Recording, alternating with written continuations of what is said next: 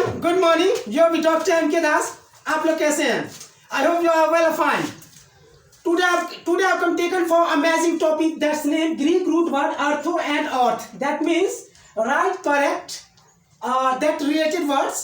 आज हम लोग जानेंगे ग्रीक रूट वर्ड अर्थो के विषय में, जिसका मतलब होता है राइट या फिर करेक्ट। ठीक है, that's my chapter 77 and lecture 77 and we know some words made up by Greek root word artho and another root words and affix.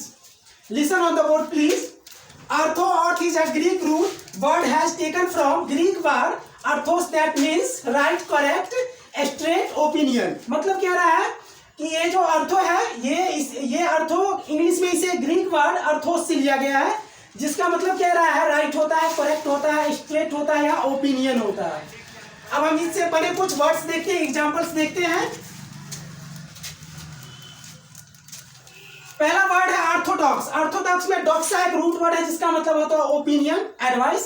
और इसे एक्सप्लेन या डिफाइन करेंगे a true ideas opinions that most people believe and accept. मतलब क्या रहा है एक idea, एक सही आइडिया, सही सलाह जिस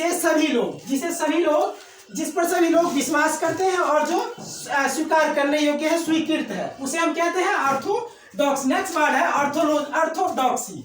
ऑर्थोडॉक्सी में डॉक्सा एक रूट वर्ड है जिसका मतलब होता है ओपिनियन, और डॉक्ट्रिन भी होता है जिसे थ्योरी बोलते हैं।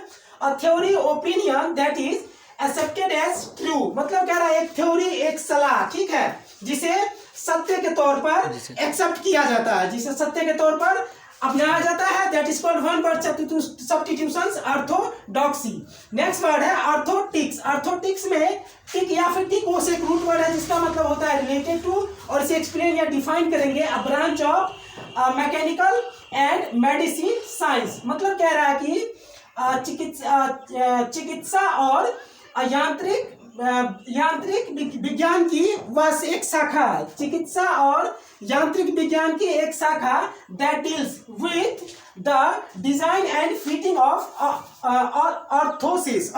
मतलब क्या रहा कि चिकित्सा विज्ञान और यांत्रिक विज्ञान की एक शाखा जिसके अंतर्गत जो कि ऑर्थोसिस के डिजाइन और फिटिंग से संबंधित है, उसे हम कहते हैं ऑर्थोटिक्स। कुछ और एग्जांपल्स देखते हैं। ऑर्थोसिस, अगला वर्ड है orthosis.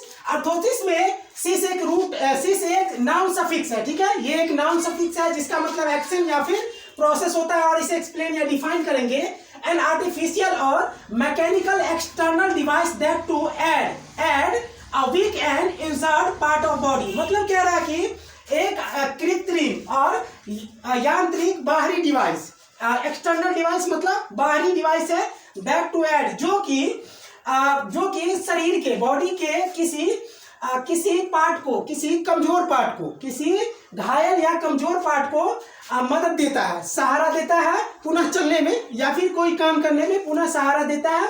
That is called one word substitutions, orthosis. Next word है आर्थोपी। आर्थोपी में एपोस एक रूट वर्ड है जिसका मतलब होता है स्पीच या फिर वर्ड्स, और इसे एक्सप्लेन या डिफाइन करेंगे the correct pronunciation of words, speech, language. मतलब क्या रहा कि किसी शब्द को, भाषा को, या फिर किसी वर्ड्स को या फिर किसी वाक्य को वाक्य प्रोनाउंसिएशन का सही उच्चारण का, किसी शब्द का, भाषा का, वाक्य का सही उच्चारण, that is called one word substitutions, orthoepy. Next word है ऑर्थोग्राफी। ऑर्थोग्राफी में ग्राफ एक रूट वर्ड है जिसका मतलब होता है राइट, और इसे एक्सप्लेन या डिफाइन करेंगे the system of correct spelling writing in a word, speech, language. मतलब कह रहा है किसी शब्द